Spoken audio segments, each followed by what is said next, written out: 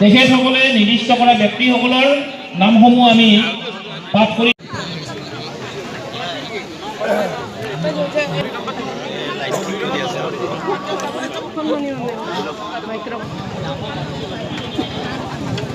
রঞ্জিত ডেকা,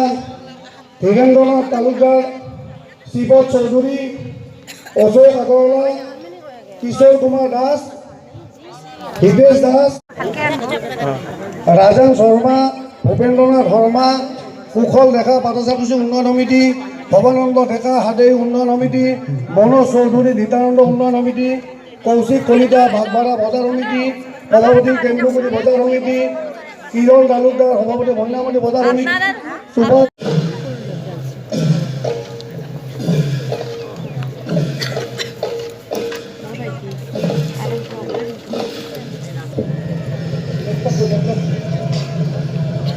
আমি আয়তীসকলক উৰুলি দিবৰ বাবে অনুৰোধ জনাইছোঁ।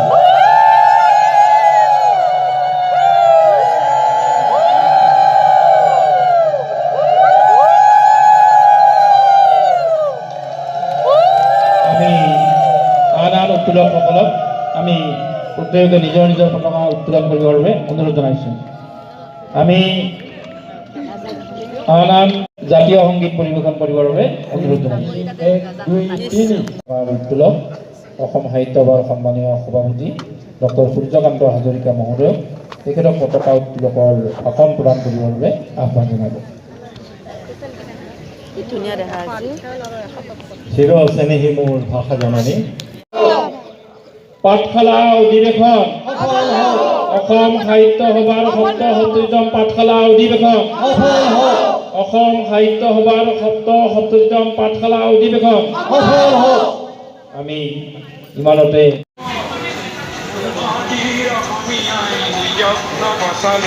অসম ৰসাতলে যাব।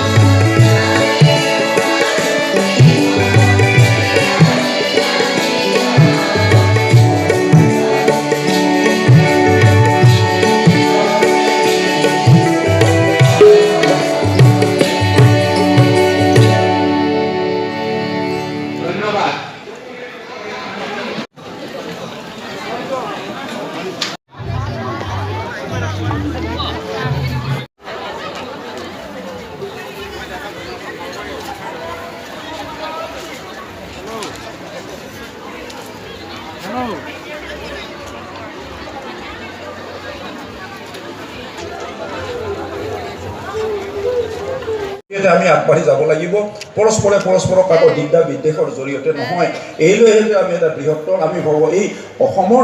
যি নেকি ভাষা সংস্কৃতি বুলি ক'লে অসমৰ জনগোষ্ঠীয় ভাষা জনগোষ্ঠীয় সাহিত্য সভাৰ জৰিয়তে ইয়াত যিটো নেকি মই ইয়াত এই আসনখন পাইছোঁ বা ইয়াত অহাৰ কাৰণে যে আপোনালোকক দুআষাৰ কোৱাৰ কাৰণে সুবিধা পাইছোঁ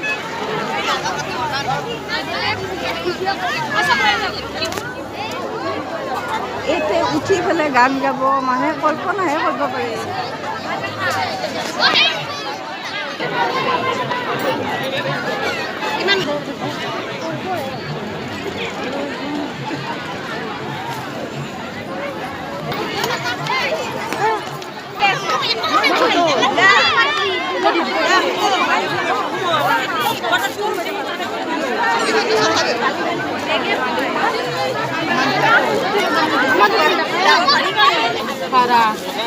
লেখা আছে দে মাইখাবি কিন্তু